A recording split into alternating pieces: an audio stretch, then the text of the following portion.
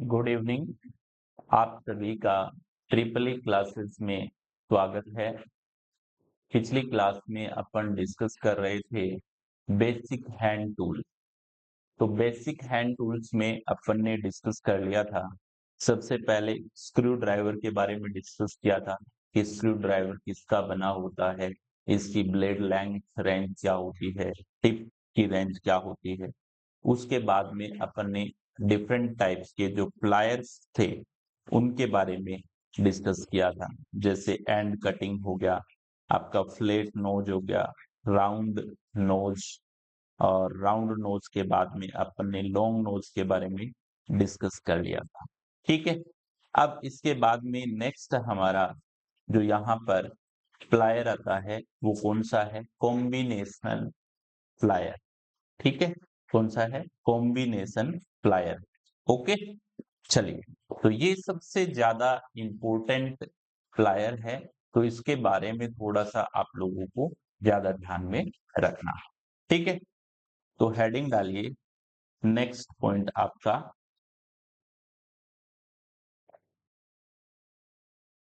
Combination combination plier. Okay, तो ये जो कॉम्बिनेशन प्लायर होता है इसमें अलग अलग सेक्शन होते हैं। जैसे ये वाला देखोगे, आगे का भाग, तो इसको बोलते हैं फ्लैट ग्रिप। क्या बोलते हैं? फ्लैट ग्रिप बोल। ठीक है। उसके बाद में ये वाला जो भाग है, यहाँ पर ये छेद बना हुआ है, ये आप लोगों का यहाँ पर होता है पाइप ग्रिप। कौन सा होता है? पाइप ग्रिप होता है इसमें। और इसके बाद में ये बड़ा वाला सेक्शन है यहाँ पर, ये वाला जो छेद है, ये आपका साइड कटर होता है। क्या होता है? साइड कटर होता है। तो एक ही प्लायर में मल्टीपल फंक्शन होने की वजह से इसे कॉम्बिनेशन प्लायर के नाम से जाना जाता है। अब फ्लैट ग्रिप के माध्यम से आप क्या कर सकते हो? कोई भी कंपोनेंट है उसे पकड़ सकते हैं, वायर्स को मोड़ सकते हैं। पाइप ग्रिप जो आप लोगों के यहाँ पर सर्कुलर ऑब्जेक्ट होंगे उनको पकड़ने के लिए ये काम में आता है। ठीक है। और जो आपका साइड कटर है उसका प्रयोग आप लोग स्मॉल डायामीटर के जो वायर हैं, केबल है, उनका इंसुलेशन हटाने के लिए या उनको काटने के लिए प्रयोग में ले सकते हैं। ठीक है, तो चलिए नोट करते हैं इसके बारे में वन बाय वन। ओके, तो लिखिएगा इसमें सबसे पहले फ्लैट ग्रिप। फ्लैट ग्रिप, तो इसमें जो फ्लैट ग्रिप है इसका प्रयोग प्रयोग स्मॉल कंपोनेंट स्मॉल कंपोनेंट्स को पकड़ने व वायर्स को मोड़ने के लिए। ठीक है, पहला पॉइंट हो गया फ्लैट ग्रिप के बारे में। दूसरा है इसमें पाइप ग्रिप। कौन सा है? पाइप ग्रिप है। तो जो आपके सर्कुलर ऑब्जेक्ट होते हैं उन्हें पकड़ने के, सर्कुलर ऑब्जेक्ट को पकड़ने के लिए किसका प्रयोग करते हैं? आपकी जो पाइप ग्रिप है उसका प्रयोग करते हैं। ठीक है। तीसरा हमारा जो यहां पर आता है वो आता है साइड कटर। साइड कटर, तो इस साइड कटर का यूज कहां पर करते हैं अपन? इसमें जो स्मॉल डायामीटर के वायर हैं या केबल हैं, तो लिखिएगा स्मॉल डायामीटर मीटर केबल व वायर कटिंग के लिए। ठीक है, तो ये आप लोगों को ध्यान में, कटिंग के लिए इसका अपन यूज करते हैं। ठीक है, अब कॉम्बिनेशनल प्लायर की जो लेंथ होती है, लंबाई होती है, वो क्या है?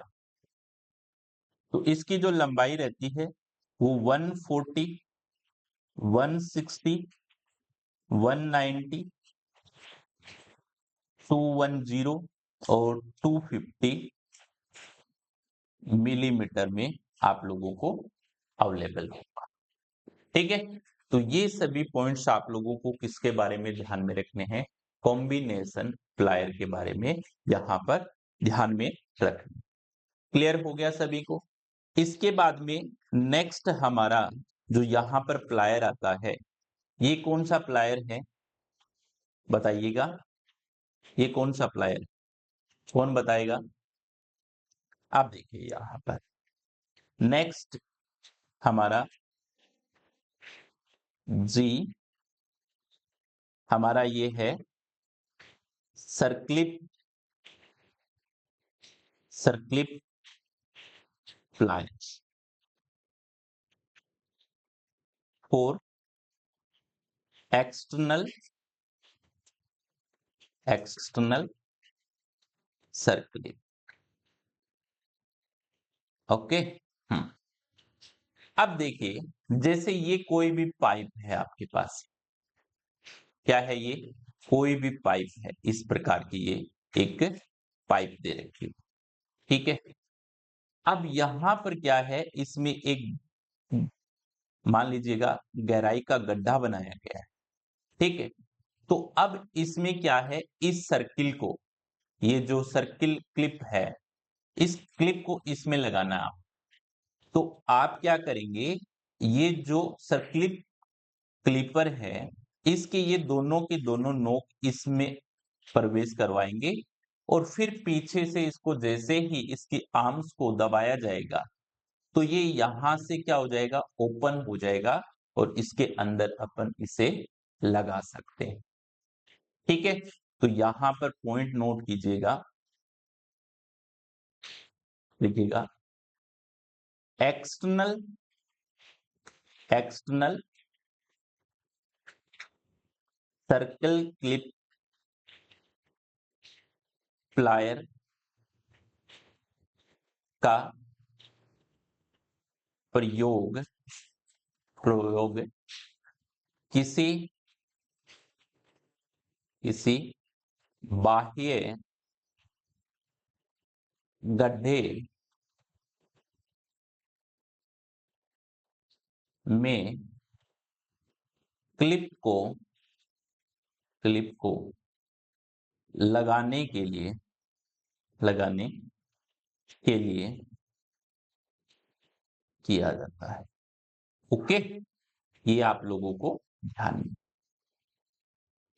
अब देखो कैसे लगाना है, तो आपको ये जो यहाँ पर क्लिपर है, इसकी नोक इसमें एंटर करवानी है और फिर पीछे से आर्म्स को दबाना है। दबाते ही ये क्लिप क्या हो जाएगी, यहां से ओपन हो जाएगी, खुल जाएगी थोड़ी, फिर इसके ऊपर आप लोग इसे लगा दीजिए। अब ये जो ओवरऑल लेंथ गिवन है यहाँ पर, ये जो ओवरऑल लेंथ गिवन है, ये किसकी है? यहाँ पर आप लोगों का जो सर्किल प्लायर है, ठीक है, इसकी दी गई है और इसका यूज किस डायामीटर के लिए किया जाता है? तो जैसे 130 मिलीमीटर का जो आप लोगों का क्लिप प्लायर होगा, उसका प्रयोग 3 से लेकर के 10 mm डायामीटर वाले एक्सटर्नल जो सर्किल है उसके लिए किया जाएगा और इसका प्रयोग 8 से 25 मिलीमीटर वाले के लिए भी किया जाएगा। लेकिन ये जैसे 170 मिलीमीटर वाला है, तो इसका प्रयोग आप 19 से 60 मिलीमीटर जो डायामीटर वाला जो सर्किल है या क्लिप है उसके लिए करेंगे। तो ये अलग-अलग डेटा आप लोगों के निमी पैटर्न में गिवन है, तो इनको आप लोग एक बार जरूर देख लेना, क्योंकि हो सकता है कि यहाँ से कोई ना कोई क्वेश्चन आप लोगों से एग्जाम में पूछ लिया जाए। ओके, तो ये थोड़ा-सा आप लोग एक बार ज़रूर देख लेना। मुझे नहीं लगता कि ऐसे क्वेश्चन एग्ज़ाम में पूछे जाते हैं, फिर भी आप लोग थोड़ा-सा एक बार ज़रूर इनको देख कर के ही एग्ज़ाम में जाइएगा। ठीक है? तो जैसे यहाँ पर एक्सटर्नल सर्किलिट था, उसी प्रकार से इसमें इंटरनल सर्किलिट भी होता है। ठीक है? तो नेक्स्ट हमारा कौन-सा है? इंटरनल सर्किलिट है। ठीक है? तो ये देखो अगला कौन-सा है? सर्किलिट plier फॉर इंटरनल सर्किलिट। ओके? तो अब की बार क्या है, आप लोगों को ये जो क्लिप गिवन है, ये कहाँ लगानी है? इंटरनल पार्ट में लगानी है। तो जैसे ही आप इस प्लायर के नॉब को इन छेद में लगाओगे और पीछे से आर्म को जैसे ही प्रेस करोगे, तो इसका जो ये चेहरा है यहाँ से ये, यहाँ से क्या होगा? क्लोज हो जाएगा। तो क्लोज होते ही इसका साइज क्या हो जाएगा? पहले की तुलना में थोड़ा-सा घट जाएगा। ठीक है? और यहाँ पर इनकी जो लेंथ है प्लायर की, वो अलग-अलग आप लोगों को गिवन है और इनका यूज़ जो अलग-अलग डायामीटर के सर्किलिट है, उनके लिए इसका यूज़ किया जाता है। तो यहाँ पर आप लिख सकते हो कि इसका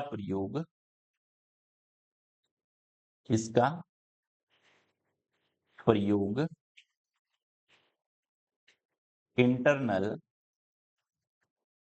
इंटरनल सर्किलिट के लिए किया जाता है।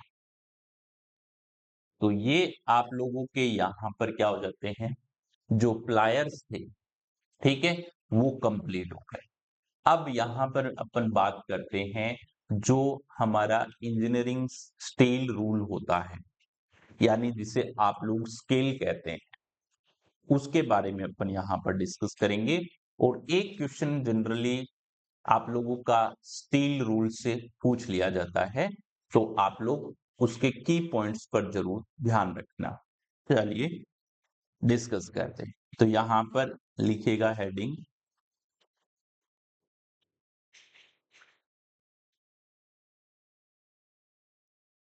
Engineers steel rule. Steel rule ये आप लोगों ने देखा होगा कि स्केल टाइप का क्या होता है, स्केल टाइप होता है।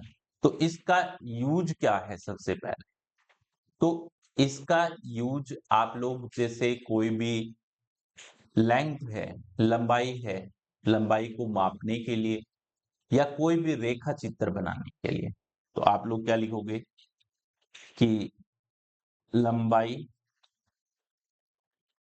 मापने व रेखा चित्र बनाने के लिए अपन किसका यूज करते हैं? स्टील रूल का प्रयोग करते हैं। अब ये बना हुआ किसका होता है? मैड ऑफ की बात आई, बना होता है। तो ये स्प्रिंग स्टील बोलो, या आप लोग यहां पर बोल सकते हो स्टेनलेस स्टील का बना, किसका बना होता है? स्टेनलेस स्टील का बना होता है। एक तरीके से ये स्केल है जो लोहे का आप लोग लेके आते हैं, वो ही यहाँ पर उसे अपन इंजीनियरिंग मेथड में क्या बोलते हैं? इंजीनियर स्टील रूल बोलते हैं। ठीक है? अब इस पर अंकन किस में होता है? इसमें अंकन सेंटीमीटर और इंच में रहता है। ठीक है? तो इसमें अंकन अंकन आप लोगों का रहता है सेंटीमीटर व इंच में। ठीक है? अंकन किस में रहता है? सेंटीमीटर और इंच में। अब सेंटीमीटर में सबसे छोटा निशान क्या रहता है? इसमें कितना रहता है? तो ध्यान रखना है, सेंटीमीटर में सबसे छोटा निशान। तो सेंटीमीटर में सबसे छोटा निशान इसमें रहता है 0.5 mm यानी मिलीमीटर। और अगर इंच की बात करें, इंच में सबसे छोटा निशान आप लोगों का होता है 1/16 इंच रहता है। तो इसकी एक्यूरेसी पूछ ली जाए आप लोगों से कभी कभार कि मैक्सिमम रीडिंग एक्यूरेसी क्या होगी, तो ध्यान रखना है कि इसकी जो मैक्सिमम रीडिंग एक्यूरेसी, तो मैक्सिमम रीडिंग एक्यूरेसी आप लोगों की यहां पर होती है 0.5 mm या 1/16 इंच रहती है। ओके। अब सबसे इंपॉर्टेंट ये रहता है कि इसका स्टैंडर्ड साइज क्या है। वैसे तो ये अलग अलग लेंथ में आप लोगों को उपलब्ध रहता है। तो जैसे मैं स्टैंडर्ड साइज की बात करूं, स्टैंडर्ड साइज की बात करता हूं, तो वैसे तो ये क्या है, अलग अलग आप लोगों को साइज में अवेलेबल हो जाता है। लेकिन मोस्टली जो अपन यूज करते हैं इसका साइज, वो आपका रहता है यहाँ पे 150 मिलीमीटर या आप लोगों का 6 इंच। ठीक है, 6 इंच। अब इसका 2 गुना कर दो, 300 मिलीमीटर या आप लोगों का 12 इंच हो जाएगा। कितना हो जाएगा? 12 इंच हो जाएगा। ठीक है, ये आप लोगों को ध्यान में रखना है। कितना रहेगा इसका साइज, तो जरूर ध्यान में रखना कि या तो आप लोगों का कितना होगा, यहां पर कितना होगा, 300, 300 का और 2 गुना कर दो आप लोग, तो 600 मिलीमीटर या 24 इंच में आप लोगों को अवेलेबल होगा। तो ये जनरली जो साइज है अपन यहाँ पर यूज करते हैं, जिन्हें आप लोग जरूर ध्यान में रखना। तो एग्जाम में कोई भी क्वेश्चन अगर आप लोगों से इंजीनियरिंग स्टील रूल से पूछा जाए, तो आप लोग आसानी से इसका आंसर बता सके। ठीक है, क्लियर हो गया सभी को? चलिए, अब इसके बाद में नेक्स्ट ये क्या आ गया, ये हमारे पास में नेक्स्ट हमारा ट्वीजर है। ट्वीजर का मतलब होता है चिमटी। क्या होती है? चिमटी। तो ये चिमटी क्या काम आती है? ये चिमटी जो स्मॉल कंपोनेंट होते हैं उनको पकड़ने के लिए काम में ली जाती है। ठीक है, तो ये जो चिमटी है वो छोटे छोटे जो कंपोनेंट है उनको पकड़ने के लिए काम में ली जाती है। और इसका जो क्लासिफिकेशन होता है इसकी नोक के बेस पर होता है।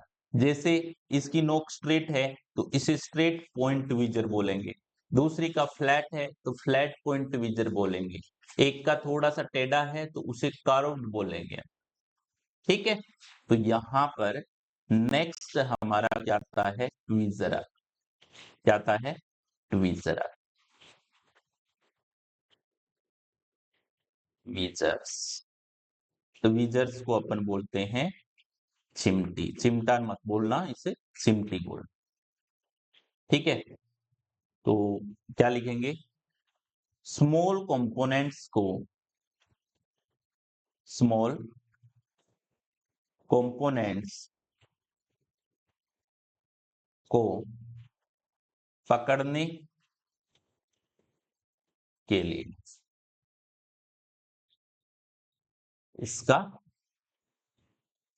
प्रयोग किया जाता है। ठीक है, क्लियर हो गया सभी को कि स्मॉल जो कंपोनेंट हैं उनको पकड़ने के लिए अपन किसका प्रयोग करते हैं? ट्वीजर यानी चिमटी का यूज करते हैं। और फिर लिखना है आपको कि ट्वीजर का, ट्वीजर का वर्गीकरण, वर्गीकरण इसकी नोक के आधार पर, नोक के आधार पर आधार पर किया जाता है, नोक के आधार पर किया जाता है। तो जिसकी नोक जैसे सीधी है, ये है स्ट्रेट पॉइंट, तो पहली हो गई इसमें स्ट्रेट पॉइंट हो गई, स्ट्रेट पॉइंट ट्वीजर हो गया। दूसरी इसमें कौन सी हो गई, फ्लैट हो गई, ठीक है। दूसरी कौन सी हो गई, फ्लैट पॉइंट हो गई। तीसरी आपकी थोड़ी सी कर्व्ड है, तो कर्व्ड होगी, कर्व्ड पॉइंट ट्वीजर हो गई।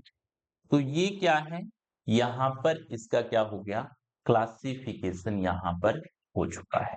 तो आई थिंक इस पॉइंट में तो किसी भी विद्यार्थी को किसी भी प्रकार का डाउट नहीं होना चाहिए, ठीक है। चलिए नेक्स्ट पॉइंट की ओर बढ़ते हैं। अब देखिए नेक्स्ट जो पॉइंट है यहां पर, ये स्क्राइबर है। स्क्राइबर क्या काम आता है कि जैसे आप लकड़ी पर कोई निशान लगाते हैं, ठीक है, तो पेंसिल का यूज करते हैं। लेकिन कुछ ऐसे मटेरियल है जैसे हाइलम हो गया या आप लोगों का बेकेलाइट सीट हो गया, उन पर क्या है, पेंसिल से मार्किंग नहीं की जा सकती। तो वहां पर आप लोग किसका यूज करेंगे, स्क्राइबर का यूज करें। तो यहां पर लिखिएगा नेक्स्ट अपना कौन सा है, स्क्राइबर।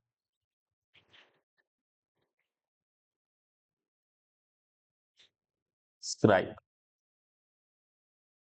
लिखिएगा यहां पर, जिन जिन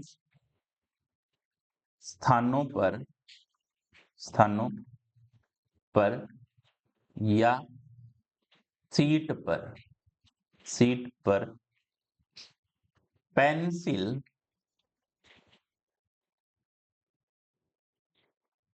पेंसिल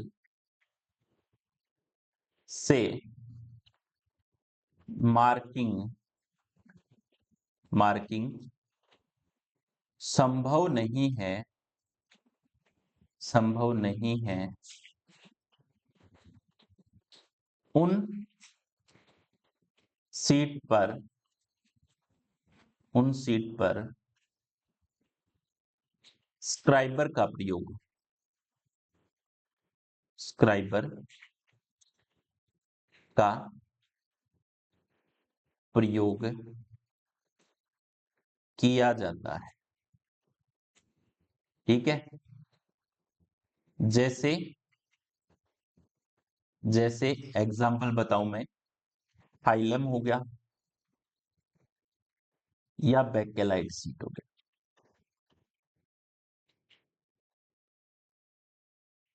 बेकेलाइट सीट हो गया। अब ये बेकेलाइट सीट कौन सी है, जैसे आपके घरों में जो बोर्ड लगे हुए हैं, पावर सप्लाई के लिए जो बोर्ड लगे हुए हैं, तो वो क्या है, बेकेलाइट सीट के ही हैं। उन पे ऊपर जो कवरिंग है बेकेलाइट सीट के है, और आपके जो स्विच बटन है वो बेकेलाइट के बने हुए हैं। तो उन पर मार्किंग करना पेंसिल से पॉसिबल नहीं है, इसलिए आप किसका प्रयोग करोगे, स्क्राइबर का प्रयोग करोगे। अब इस स्क्राइबर के टाइप्स की अगर बात करें, तो यहां पर मैंने जैसा कि डायग्राम में दिखाया है, एक तो प्लेन होता है, प्लेन सब्सक्राइबर होता है, और दूसरा आपका डबल एंडेड होता है, डबल एंडेड होता है। ओके, तो क्लियर है सभी को इसके बारे में, स्क्राइबर के बारे में, हो गया ना क्लियर। चलिए आगे बढ़े, फिर आ जाए। तो नेक्स्ट हमारा यहां पर जो इंस्ट्रूमेंट है वो है यहां पर आप लोगों का hexa frame and blade, hexa frame and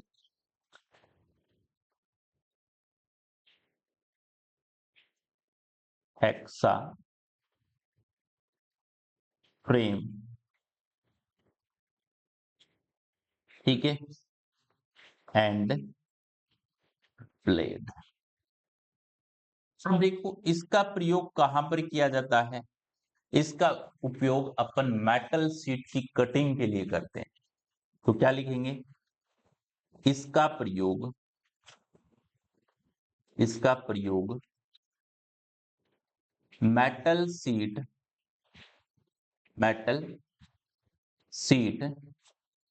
cutting में किया जाता है, कटिंग में किया जाता है। ठीक है, तो पॉइंट आप लोगों को ध्यान में रखना है। हेक्सा फ्रेम का प्रयोग किसमें करते हैं अपन? मेटल शीट कटिंग में या पाइप कटिंग में भी कर सकते हैं। अब हेक्सा के टाइप्स बात करें।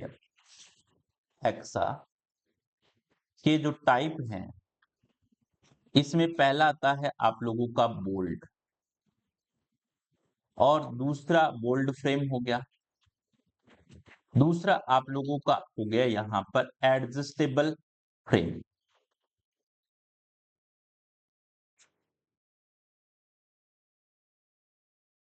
फ्रेम अब ये जो आपका बोल्ट है, इसका साइज फिक्स्ड हो रहता है। इसका जो साइज होता है वो फिक्स्ड रहता है, और इसमें फिक्स साइज की ब्लेड लगानी होती है। जो एडजस्टेबल है, इसमें आप फिक्स साइज की भी लगा सकते हो, और अगर यहां पर लेंथ को भी एडजस्ट किया जा सकता है। तो ये देखो यहां पर सा ब्लेड है, ये इसका साइज क्या है? फिक्स है। तो इस फिक्स्ड को क्या बोलेंगे? बोल्ड फ्रेम बोल। ठीक है, और ये एडजस्टेबल है, इसमें ये बोल्ड वाली भी यहां पर ब्लेड लग सकती है इसमें, और इससे छोटा या बड़ा साइज होगा तो वो भी इसमें लगाया जा सकता है। इसमें सबसे पॉपुलर जो है वो आपकी ट्यूबलेट। ठीक है, एडजस्टेबल सबसे अधिक पॉपुलर पॉपुलर कौन सी है? Adjustable tubular frame. Tubular frame. अब आपके माइंड में ये भी क्वेश्चन आया सा होगा कि सर इसकी ब्लेड किसकी बनी होती है? तो ध्यान में रखना, ब्लेड मैड ऑफ कि इसकी जो ब्लेड है वो आपकी लो अलोय स्टील,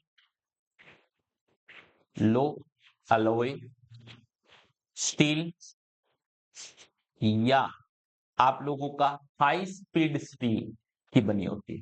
किसकी बनी होती है? हाई स्पीड स्टील की बनी होती है। तो ये भी क्वेश्चन अच्छा क्वेश्चन है, हो सकता है कि आप लोगों से एग्जाम में पूछ ले कि इसका जो ब्लेड होता है वो किसका बना। इसके अलावा इसके ब्लेड का जो लेंथ होता है, स्टैंडर्ड लेंथ होता है, वो कितना होता है। तो ये भी ध्यान में रखना कि ब्लेड का जो स्टैंडर्ड जो लेंथ है वो आप लोगों का 250 मिलीमीटर या 300 मिलीमीटर होता है। ठीक है, तो ये आप लोगों को यहां पर ध्यान में रखना है, इसका स्टैंडर्ड साइज। ठीक है, अब इसके बाद में नेक्स्ट हमारा जो यहां पर इंस्ट्रूमेंट आता है, सॉरी टूल आता है, वो आता है पंच। इस पंच का क्या कार्य होता है बताओ? जैसे आपको किसी भी मेटल शीट पर ड्रिल करना है, तो वहां पर निशान लगाने के लिए अपन किसका प्रयोग करते हैं? पंच का प्रयोग करते हैं। एक आपका सेंटर पंच होता है जो 90 डिग्री का एंगल बनाता है, और एक आपका प्रिक पंच भी होता है। ठीक है, तो यहां पर लिखिएगा पंच, इसको बोलते हैं पंच। तो लिखिएगा इसका उपयोग इसका उपयोग ड्रिलिंग के स्थान पर ड्रिलिंग के स्थान पर पंच के निशान, पंच के निशान या हल्के गड्ढे बनाने के, हल्के गड्ढे बनाने के, इसका अपन क्या करते हैं, यूज करते हैं। क्योंकि मेटल शीट पर अगर आप पेंसिल से मार्किंग करोगे तो वो दिखाई नहीं देगा आप लोगों को, या इधर उधर फिसल जाएगा वो। तो आप लोग क्या करेंगे, वहां पर पंच करेंगे। जैसे उस पंच को रखा और ऊपर हथौड़े से आपने उसको ओ, अ, मारा, तो वो वहां पर निशान हो जाए। ठीक है, तो ये पंच के जो टाइप हैं, पंच टाइप, तो ये जो पंच के टाइप होते हैं, एक तो होता है सेंटर पंच। कौन सा होता है, सेंटर पंच होता है। और दूसरा आप लोगों का यहाँ पर दूसरा जो पंच होता है वो होता है प्रिक पंच। कौन सा होता है, प्रिक पंच होता है। ठीक है, तो ये तो आपका 90 डिग्री का एंगल बनाता है। कितना बनाता है, 90 डिग्री का एंगल बनाता है। ठीक है, और ये आप लोगों का 30 या 60 डिग्री का एंगल यहां पर बनाता है। ये आप लोगों को ध्यान में रखना। ओके, क्लियर है सभी को, चलिए ठीक है। लेकिन ये इंस्ट्रूमेंट आप लोगों को एक बार पढ़ने की आवश्यकता है, बार बार पढ़ने की जरूरत नहीं है। इतने इजी है कि आप नॉर्मली इनको याद रख सकते हो। ठीक है, ये नेक्स्ट आपका को क्या है यहाँ पर, हमर। क्या है भाई, हमर, जिसे आप लोग क्या कहते हैं, हथौड़ा कहते हैं, हमर। ये किस काम में आता है, ये पंचिंग के काम आता है, बेंडिंग में, यानी कोई भी सीट मेटल है उसको मोड़ने के लिए बेंडिंग में, या चिपिंग में, या रिवेटिंग में। तो आप लोग यहां पर लिखे, इसका उपयोग, इसका उपयोग punching, punching, bending, bending, chipping, chipping, riveting, riveting में किया जाता है। ठीक है, याद रहेगा सबको, हथौड़े के बारे में तो सबको पता है। अब दूसरा पॉइंट आता है कि ये बना हुआ किसका होता है, मैडो, मैड ओ। तो ये बना होता है आपका हेड, इसका जो हेड है वो कार्बन स्टील का बना होता है, यानी इसका हेड, मुख्य भाग, head drop forged, drop force carbon steel का बना होता है।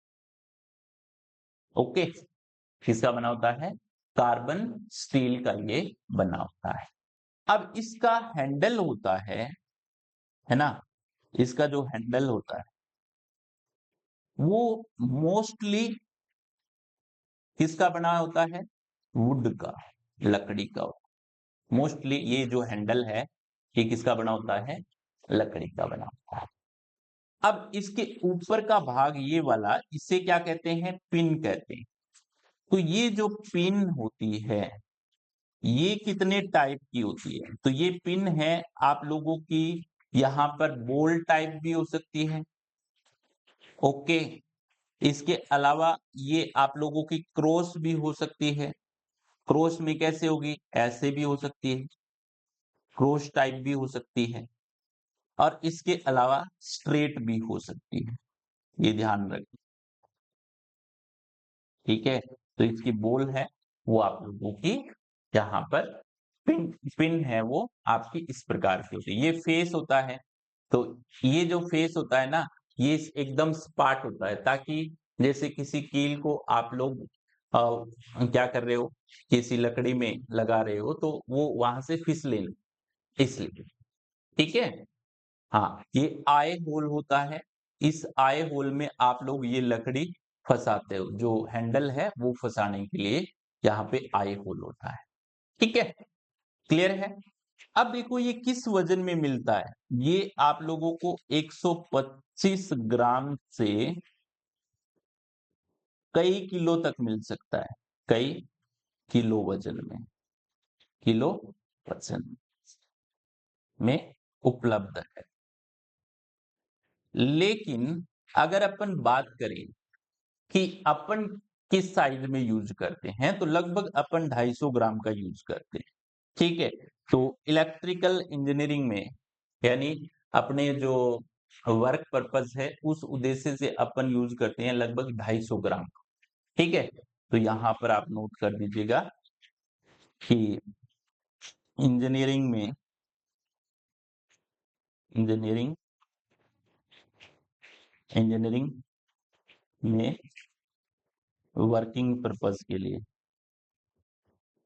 वर्किंग पर्पस के लिए लगभग 250 ग्राम।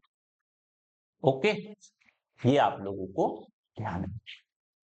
क्लियर हो गया सभी? हाँ भाई। अब इसके बाद में हमारी जो ड्रिल मशीन आती है, ठीक है। नेक्स्ट हमारी कौन सी है? Drill machine. ड्रिल, तो इसका यूज किस में करते हैं अपन? कि सीधे छेद करने के लिए, सीधे छेद करने के लिए किसका प्रयोग करते हैं अपन? ड्रिल मशीन का यूज करते हैं। अब इस ड्रिल मशीन के अगर अपन टाइप की बात करें, इसके टाइप, तो एक तो आपकी हैंड ड्रिल मशीन होती है, पहली हैंड ड्रिल मशीन, ठीक है। और दूसरी आपकी इलेक्ट्रिकल इलेक्ट्रिकल ड्रिल मशीन होती है, ठीक है। ये आपकी इलेक्ट्रिकल ड्रिल मशीन हो गई। तो जनरली अपन कौन सी यूज करते हैं यहां पर? दो प्रकार की, हैंड ड्रिल मशीन और इलेक्ट्रिकल ड्रिल मशीन। अब देखो कि जो आप लोग हैंड ड्रिल मशीन है उससे मैक्सिमम 6.5 mm डायमीटर के छेद कर सकते हो। यानी आप लोग यहां पे लिखिएगा कि हैंड ड्रिल मशीन से 6.5 mm डायामीटर के छेद किए जा सकते हैं, ठीक है। तो इसकी स्पीड भी कम होती है क्योंकि हमें मैन्युअली इसे ऑपरेट करना पड़ता है। अगर मैं यहाँ पर इलेक्ट्रिकल ड्रिल मशीन की बात करता हूँ, इलेक्ट्रिकल ड्रिल मशीन मैंने इसमें नहीं लगाया क्या? चलो यहीं पे लिख देता हूँ। तो जो अपनी इलेक्ट्रिकल ड्रिल मशीन है, ठीक है, इलेक्ट्रिकल ड्रिल मशीन, तो इलेक्ट्रिकल ड्रिल मशीन से अपन 6 mm से लेकर के 12 mm डायामीटर के छेद कर सकते हैं। तो यहां पर लिख दीजिएगा इलेक्ट्रिकल ड्रिल मशीन से ड्रिल मशीन से 6 mm से 12 mm डायामीटर डायामीटर के छेद किए जा सकते हैं। ओके, ध्यान रखें। क्लियर हो गया सभी को? बोलिए, क्लियर है? तो इसमें कितने कर सकते हो आप?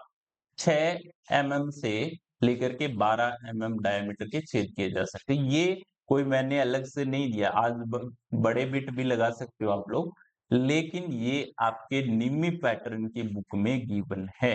तो निम्मी पैटर्न को ही मैं यहाँ पर प्रायोरिटी दे रहा हूँ क्योंकि अदर ऑथर की बुक को मैंने प्रायोरिटी नहीं दी है, क्योंकि एग्जाम में अगर कोई क्वेश्चन गलत भी होता है तो आप वहां से ऑब्जेक्शन लगा सकते हैं। इसलिए निम्न पैटर्न को वरीयता दी जा रही है और ज्यादातर एग्जाम में निम्न पैटर्न से ही क्वेश्चन पूछे जाते हैं। ठीक है, इसलिए आपको कम एफर्ट में ज्यादा मार्क्स लेकर के आना है तो निम्न पैटर्न को आप लोग कवर कीजिएगा। ऐसा नहीं है कि बुक्स बदलो, बुक्स मत बदला करो, एक बुक से ही पढ़ो, एक बार नहीं उसे 2 बार, 5 बार, 7 बार पढ़ो, लेकिन बुक आपकी एक ही होनी चाहिए बस। ठीक है, अलग अलग बुकों से पढ़ोगे तो कंफ्यूज हो जाओगे और आपका जो सफलता का जो रास्ता है वो पहले की तुलना में थोड़ा सा लंबा जरूर हो जाए। ठीक है, इसलिए केवल एक ही बुक से आप लोगों को तैयारी कर। ठीक है, चलो नेक्स्ट की बात करते हैं। यहाँ पर अपना अगला जो यहाँ पर पॉइंट आता है वो ये क्या है, फाइल। ठीक है, क्या है ये, फाइल। ओके, फाइल जिसे अपन रेती कहते हैं, जनरल भाषा में क्या कहते हैं, रेती कहते हैं, फाइल। ठीक है, इसे अपन बोलते हैं रेती। अब ये क्या काम आती है सर, ये भी एक आपका कटिंग टूल है जिसका प्रयोग अलग अलग सामग्री को घिसने के लिए प्रयोग में लाया जाता है। ठीक है, तो क्या लिखेंगे, यह एक कटिंग टूल है, कटिंग टूल है जिसका प्रयोग, जिसका प्रयोग विभिन्न विभिन्न सामग्रियों को, सामग्रियों को घिसने के लिए, घिसने के लिए किया जाता है। ओके, ये ध्यान में रखना है पहला। क्लियर हो गया सभी को। अब मुझे बताओ कि फाइल की स्पेसिफिकेशन क्या होती है। फाइल स्पेसिफिकेशन, विशेषता। फाइल जो स्पेसिफिकेशन है उसमें आप लोगों को यहां पर ध्यान में रखना है कि पहला लेंथ, दूसरा आप लोगों का ग्रेड, पहला लेंथ हो गया, दूसरा आपका ग्रेड हो गया, तीसरा आपके कट हो गए और चौथी आपकी हो गई सेट। ठीक है, अब देखो इसके पार्ट्स की बात करोगे तो आगे वाला भाग तो टिप हो गया इसका, और ये इसकी बॉडी होती है, हैंडल हो गया और टंग हो गया। ठीक है, फाइल में अब किस लेंथ में आप लोगों को मिलती है फाइल, तो लेंथ की जब बात करते हैं, ठीक है, लेंथ की क्या करते हैं, बात करते हैं, तो ये आपको 100 mm से आप लोगों को 300 mm tip to nail heel, tip to heel. ठीक है, तो ये इसकी लेंथ के बारे में आप लोगों को ध्यान है। क्लियर हो गया। अब यहां पर आता है ग्रेड की बात करते हैं, ग्रेड। ठीक है, तो सबसे पहली जैसे ग्रेड है यहां पर, सबसे पहली ग्रेड की बात करता हूं, रफ।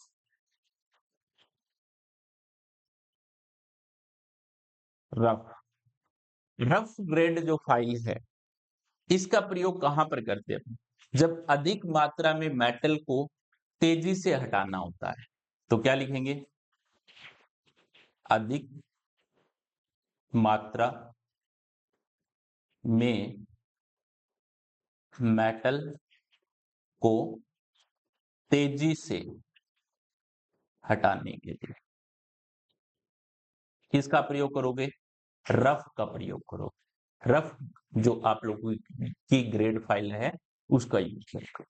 दूसरा आप लोगों की आती है बास्टर्ड।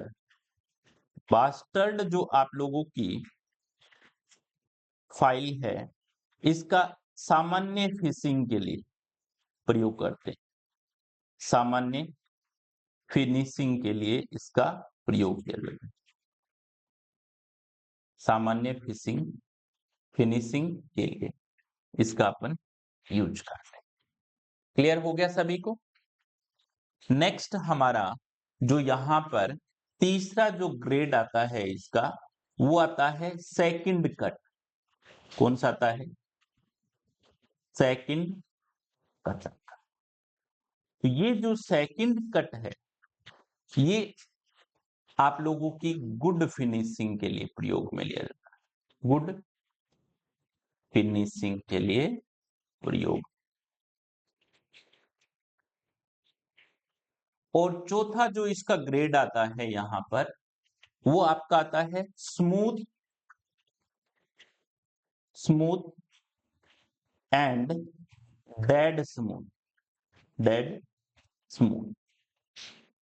तो ये जो स्मूथ है, ये वाला तो आपका कम मेटल हटाने के लिए प्रयोग में लेंगे, कम मेटल हटाने के। और ये डेड स्मूथ टाइप की है, इसका यूज अपन हाई क्वालिटी फिनिशिंग के लिए, हाई क्वालिटी फिनिशिंग के लिए प्रयोग में ले, हाई क्वालिटी फिनिशिंग। ओके। अब यहां पर तीसरी हमारी जो स्पेसिफिकेशन इसमें आती है वो कट की है। तो यहां पर कट आप लोग देख सकते हो कि सिंगल कट होती है, डबल कट भी होती है, रेस्प भी होती है और कर्व भी होती है। तो यहां पर कट के जो टाइप हैं वो कौन कौन से होंगे? एक तो आपका सिंगल कट होगा, दूसरी आपकी डबल कट होगी, तीसरी आपकी रेस्प होगी, रेस्प कट होगा, और चौथी आपकी कौन सी होगी? Curved cut. ठीक है। तो ये यहां पर कट के प्रकार है ना। तो अब जो सिंगल कट है, इसमें जो एंगल होता है इसका, वो 60 डिग्री होता है। ये वाला यहां से ये कट होता है ना, ये वाला कितना बनता है? 60 डिग्री, प्रत्येक का 60 डिग्री बनता है। ठीक है, 60 डिग्री एंगल पे कट किया जाता है। और जो आप लोगों की डबल कट होती है ना, डबल कट का जो एंगल होता है वो 50 से लेकर के 60 डिग्री तक रहता है। ठीक है। और कुछ एक में, है ना, कितना रहता है? 50 से 60 डिग्री। और कुछ में आपका 75 डिग्री तक भी रहता है। कितना रहता है? 75 डिग्री तक भी रहता है। तो आई थिंक सभी विद्यार्थियों को ये टूल्स का जो टॉपिक था वो अच्छे से कवर हो गया होगा। हाँ भाई, अब बताइए, इसमें किसी भी विद्यार्थी को डाउट है तो आप लोग पूछ लीजिएगा। अदरवाइज अगली क्लास में अपन एक नए टॉपिक के साथ मिलते हैं। तब तक के लिए धन्यवाद। और अगर इसमें किसी भी प्रकार का डाउट रहता है तो आप लोग कमेंट बॉक्स में जरूर नोट लिखिएगा। और आपका कोई भी सुझाव हो तो वो भी आप लोग जरूर कमेंट बॉक्स में लिखिएगा। और अपने दोस्तों के साथ शेयर करना ना भूलिएगा। चैनल को सब्सक्राइब भी कीजिएगा, क्योंकि नया चैनल है ना। तो इसमें सबसे बड़ी अहम भूमिका आपको निभानी है। ठीक है। तो फिर मिलते हैं अगली क्लास में। तब तक के लिए धन्यवाद।